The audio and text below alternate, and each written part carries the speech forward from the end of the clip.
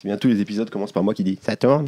Ça tourne. Et vous remarquez, j'ai pas fait la blague. Quoi. J'ai pas fait la blague de la dernière fois. Hein. Parce qu'à chaque fois, j'ai vraiment envie de dire Saturne parce que je sais pas pourquoi, mais ça me fait rire. Mais je me suis fait cancel par Simon, donc je dis plus. A few moments later. Saturne, au son et à l'image. Allez, c'est parti.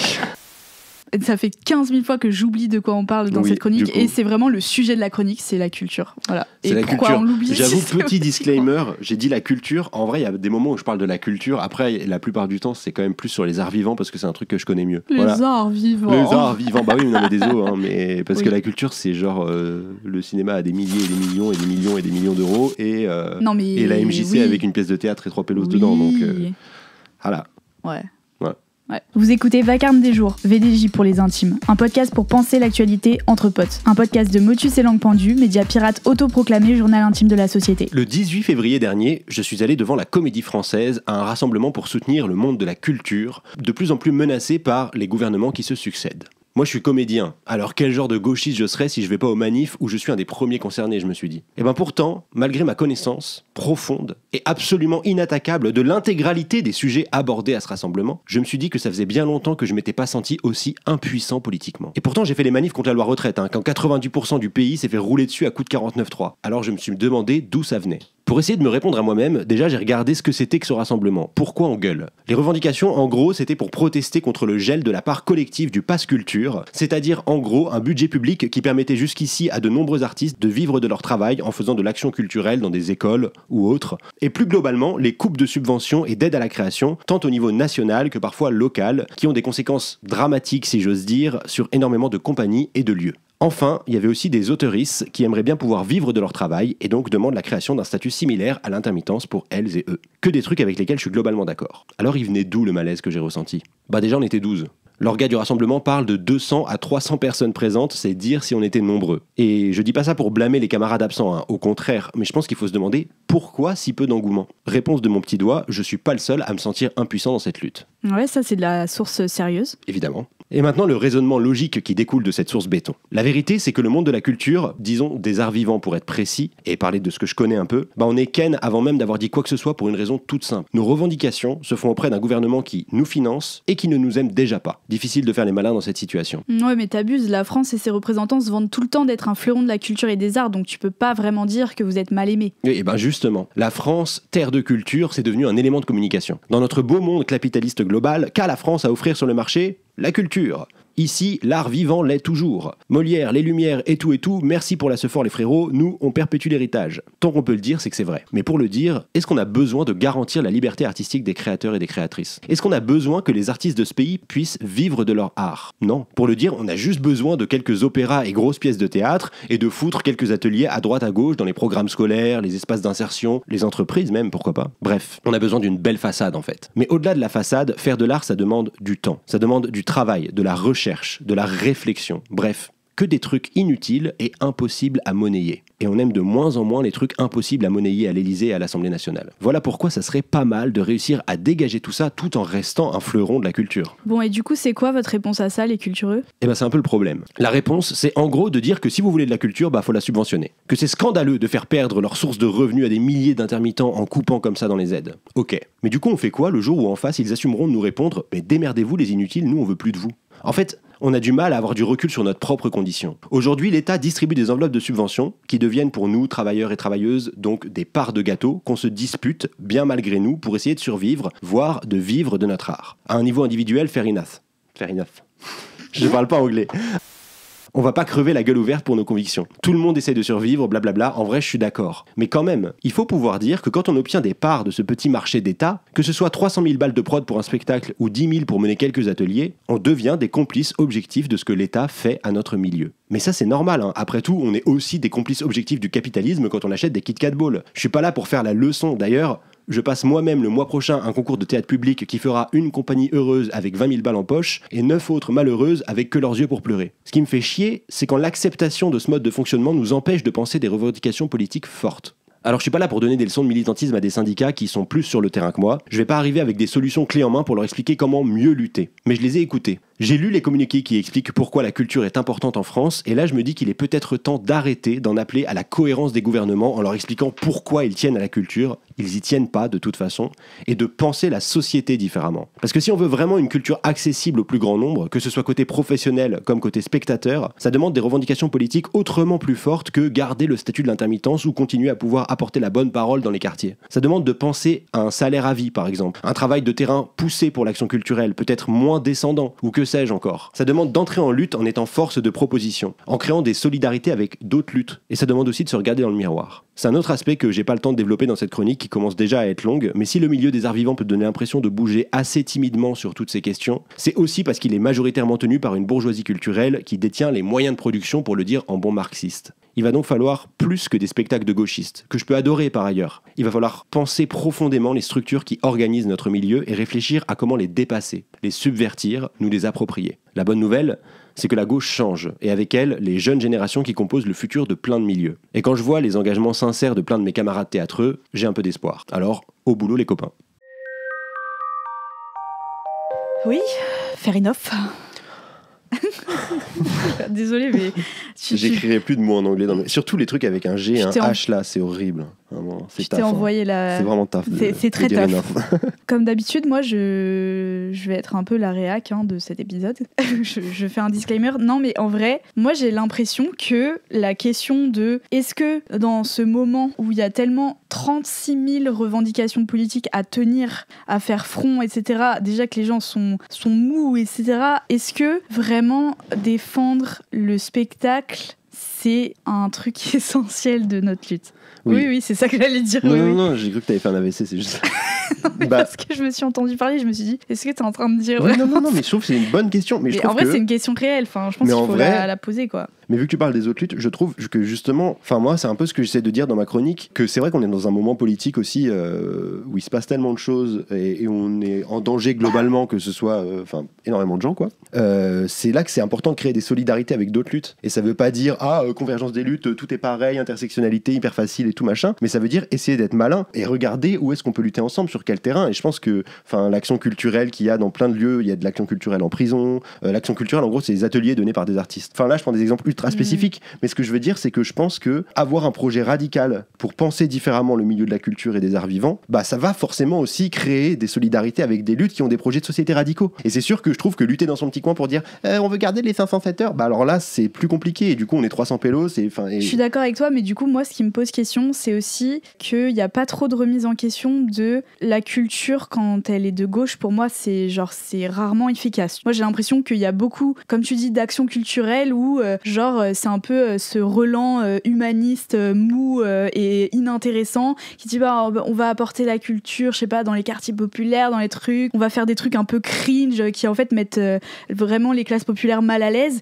Et du coup ce que tu disais sur la bourgeoisie culturelle, c'est ça qui est compliqué, je trouve, de rallier des gens à cette lutte là, c'est qu'on a aussi des fois l'impression de défendre une espèce de culture bourgeoise qui s'envoie des fleurs à longueur de temps pour avoir un fond humaniste qui est en fait complètement inoffensif et qui nous fait perdre du temps, tu vois. Et du coup moi j'ai l'impression que j'ai aussi une rancœur contre cette culture là qui moi me parle pas, me politise pas et du coup ça m'intéresse pas de la défendre, tu vois. En vrai il y a plusieurs choses dans ce que tu dis, mais du coup déjà sur l'action culturelle, en vrai je suis assez d'accord avec ce que tu dis et tout, ça existe ce que tu décris là, mais je pense que c'est aussi beaucoup une conséquence des structures dans lesquelles c'est fait. C'est-à-dire pas assez de temps, pas assez d'argent et une parole très très descendante, mais presque c'est aussi dans les grilles de dossiers DRAC que t'envoies pour avoir de l'argent pour faire des ateliers. Il y a un truc, il faut porter un message républicain, quoi. Et donc en fait, c'est pour ça que je parle de gagner du terrain en gagnant du temps, en gagnant de l'argent, c'est aussi d'avoir le temps d'effectuer un travail de profondeur et donc un travail qui se situerait peut-être plus à un niveau d'échange aussi, tu vois, pour l'action culturelle. Sauf que ça c'est toujours la même chose, tu vois, partir des gens, travailler avec eux, avec ce qu'ils sont, avec ce qu'ils ont à apporter, ça demande beaucoup plus de temps, ça demande beaucoup plus d'investissement et donc in fine si tu veux être payé ça demande beaucoup plus d'argent, tu vois. Et là aujourd'hui on dit allez porter le message républicain. Moi je suis pas si d'accord avec ça, genre en mode j'ai l'impression que on rend le truc vraiment plus compliqué, justement il y a tellement une forme de bourgeoisie dans la culture que j'ai l'impression qu'ils sont aussi déshabitués à travailler avec moins de moyens. Comment dire ça, je dis pas qu'il faut qu'ils travaillent avec moins de moyens, mais juste des fois faut arrêter d'abuser, genre pour faire une culture populaire il y a pas forcément besoin de 10 millions d'euros d'euros, Non, je tu dis pas vois. ça. Genre. Mais après, Ouais, mais du coup, je trouve que c'est vraiment en mode, oui, faire un truc vraiment politiquement efficace, c'est forcément un truc qui coûte méga cher, machin. non, mais ça Je demande trouve plus, pas, tu vois. ça coûte plus cher. Moi, pour moi, ça demande du courage, c'est tout. Hein.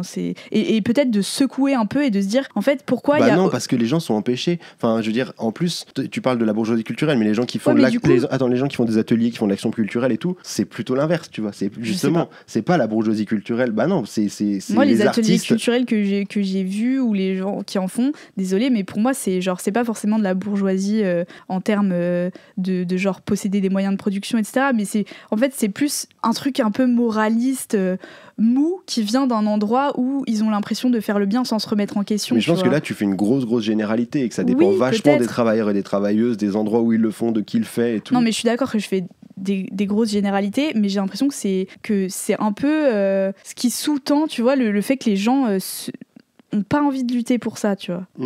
Bah, moi, Et j'ai l'impression que ce non, que je tu suis pas disais à d'accord la avec fin toi. de ta Je chronique, pense que dans le truc de il faut subvertir ce truc-là, moi je suis Oui, archi oui. d'accord. Mais je pense que Je l'action pense qu'il culturelle faut- spécifiquement, c'est trop petit et tu peux pas arriver et dire. Enfin, je veux dire, oui, il y a des actions culturelles hyper cringe, hyper descendantes, insupportables et tout. Il y en a d'autres aussi, mais je pense que c'est plus un problème global et que le truc de se regarder dans le miroir, bah pour moi, c'est aussi penser profondément la question du manque de diversité déjà dans les salles de théâtre, par exemple. Et ça, je sais que c'est un débat infini que tout le monde a en permanence dans ce milieu, qui est insupportable, qui est insolvable, parce que bien sûr, on va pas re-rendre le théâtre populaire en un coup de baguette magique, mais je trouve que ça Non, mais empêche même pas, ça empêche pas d'essayer de penser cette question au quotidien et de voir où est-ce qu'on peut ouvrir des brèches, tu Je vois. suis d'accord avec toi, mais en même temps, je pense que même pour ceux qui sont pas la culture dominante dans les théâtres, etc., je pense qu'il y a aussi une question de pas assez de remise en question et un moment, genre juste regarder ce que tu produis comme art et être en mode est-ce que c'est cet art-là que j'ai envie de défendre, est-ce que politiquement ça a du sens ou est-ce que je suis juste en train de me reposer sur ce que j'ai toujours considéré comme enfin en fait j'ai l'impression qu'il y a aussi toute une partie de cette frange-là d'acteurs du milieu culturel qui partent du principe qu'à partir du moment où ils font de l'art ils sont de gauche et qui du coup n'ont jamais une question un œil politique, un regard politique et critique sur leur travail et du coup j'ai l'impression que ça il faut que ça soit fait avant de se poser la question de pourquoi il n'y a pas de gens aux manifs de culture machin etc. Je pense que Bien sûr. c'est Mais le primordial truc, c'est tu que vois. pour moi, en disant ça, t'individualises un peu le truc, tu vois. Tu te dis, les gens, faites des spectacles vraiment de gauche ou soyez vraiment de gauche. Alors que pour moi, il faut essayer de voir, mais quelles sont les structures qui produisent ça, tu vois. Et le fait que justement, les arts vivants soient globalement tenus par une bourgeoisie culturelle qui se refile Non, le mais après, CDN tu et peux tout. aussi être Je vraiment suis de hyper gauche caricatural. sans- Attends, laisse-moi essayer de finir, s'il te plaît.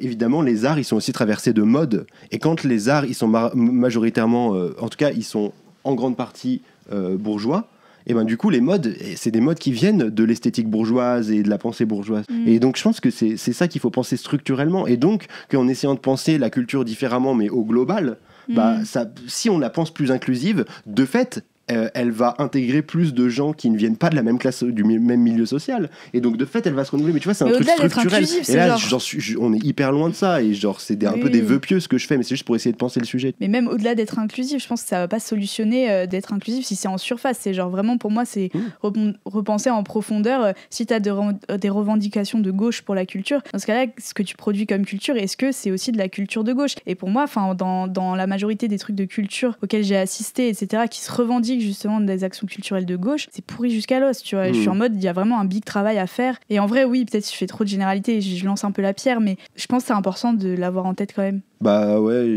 en fait, pour moi, c'est un truc que tu es obligé d'essayer de penser structurellement et après, quand t'en parles comme ça, bah du coup, tu regardes au cas par cas. Donc non, je regarde pas au cas par cas. Je pense structurellement aussi. Je pense qu'il y a un truc structurel dans ça. Non, mais ce que tu dis sur moi, j'ai vu des choses, du coup, tu parles de choses précises. C'est ça que je veux dire par le cas par cas. Mais d'accord, j'ai l'impression que c'est un ressenti qui est quand même très partagé, en tout cas par beaucoup de gens qui viennent des classes populaires, qui, genre, juste ce truc de les jeunes, il faut les rapprocher de la culture, du coup, on va aller leur apporter la bonne parole. Mais oui, mais c'est un truc qui est structurel, tu vois. Oui, je suis d'accord. Oui, non, mais je suis d'accord. Et c'est la principale manière qu'ont les gens de la culture d'aborder le lien des classes populaires à l'art, tu vois. Non, mais je me fais aussi le défenseur de certains et certaines de mes camarades, mais en même temps, je sais, enfin, c'est juste que c'est plus précis aussi ce que tu dis là, et genre, je suis d'accord avec toi, et d'ailleurs, c'est ce que je dis dans la chronique, le truc de vraiment remettre en question profondément les choses. Et d'ailleurs, même dans les communiqués de la CGT spectacle, il y a un moment, il y avait un truc sur le pass culture, donc ce truc qui a mis en place Macron et tout. Donc il y a la part collective qui a été supprimée, premier qui était en gros un truc de subvention pour faire des ateliers, mais il y a aussi la part financement des activités des jeunes.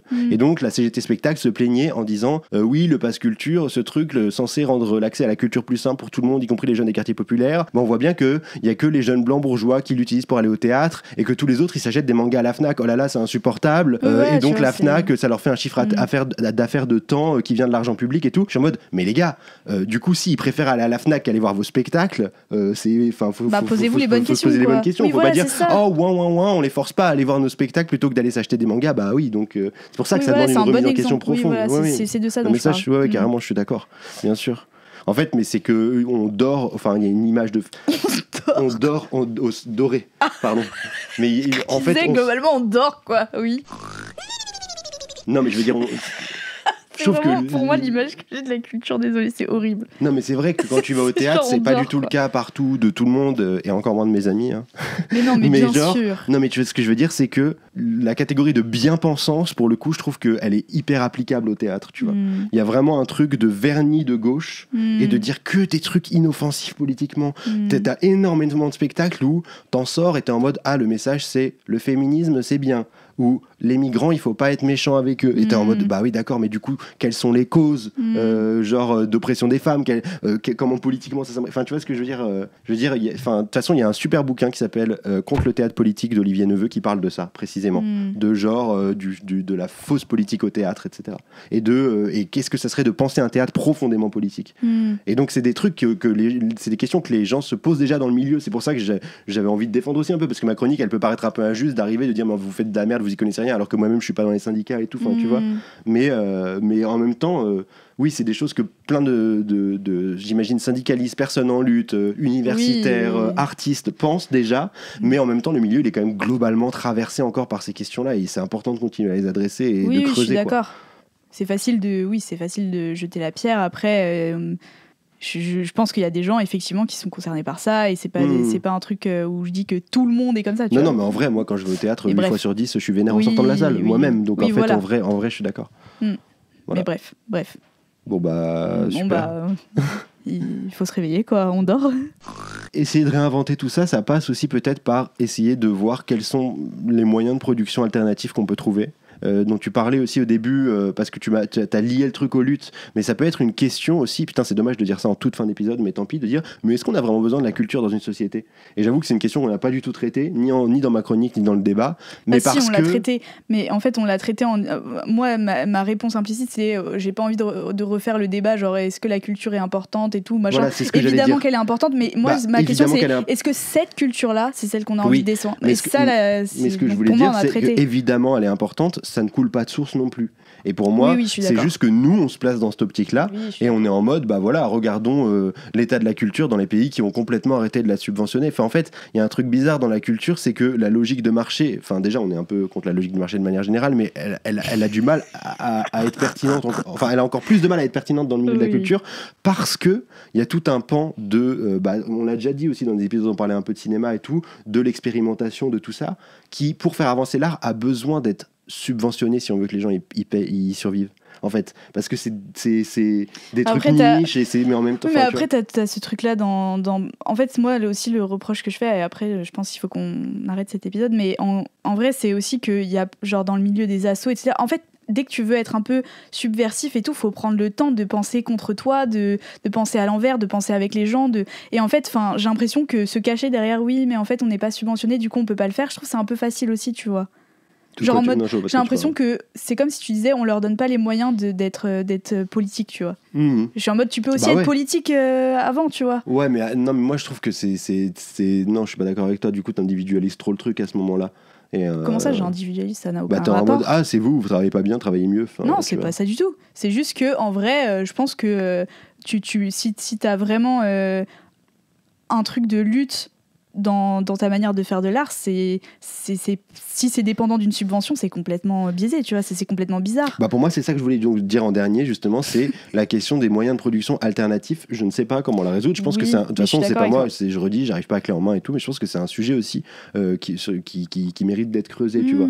En mode, la subvention paraît essentielle et obligatoire à garder, au moins pour certains aspects, certaines niches, certains trucs de l'art, parce que c'est aussi ça qui permet d'avoir du temps, ou bien bien. Mais c'est ça Sinon, pour tout. c'est comme avant, c'est que les bourgeois qui ont énormément de thunes et rien d'autre à foutre de leur vie qui ont le temps de faire progresser l'art. C'est pour tous les endroits de lutte, tu vois. Mais ouais, le chantier de trouver d'autres moyens de production, je sais que dans le cinéma, c'est un truc. Enfin, les gens qui ont réussi à grappiller du pouvoir, ils ont créé leur propre boîte de prod, et ils essaient de grappiller une autonomie et tout par rapport à ça. Et le milieu du spectacle, c'est un milieu qui est tellement plus petit que c'est difficile de penser des dispositifs comme ça. Enfin, j'en sais rien, j'ai l'impression que ça peut vite être hyper débile et hyper cliché de dire des trucs comme ça, mais je pense que en pensant d'autres moyens d'organisation des formes artistiques et d'autres moyens de diffusion, y compris justement en les rendant plus accessibles à d'autres personnes et donc plus ouvertes, mais au sens profond, tu vois, et pas juste amener la bonne parole en jouant dans la cité une date le soir, quoi, et ça peut aussi amener une réflexion sur comment récolter de l'argent, enfin, tu vois, comment justement pouvoir financer ce truc-là en s'émancipant de l'État. Mais je sais pas, mais en tout cas, je pense, ce que je veux dire, c'est que c'est des chantiers qui peuvent être liés les uns aux autres et qu'il faut ouvrir en fait, parce que là, du coup, on est dans la position bâtarde que je décrivais au début de la chronique. Qui concerne toutes les assos, qui concerne tous les gens qui portent une parole différente, tu vois, globalement pour moi. Tu m'as coupé la chic, je sais plus quoi dire.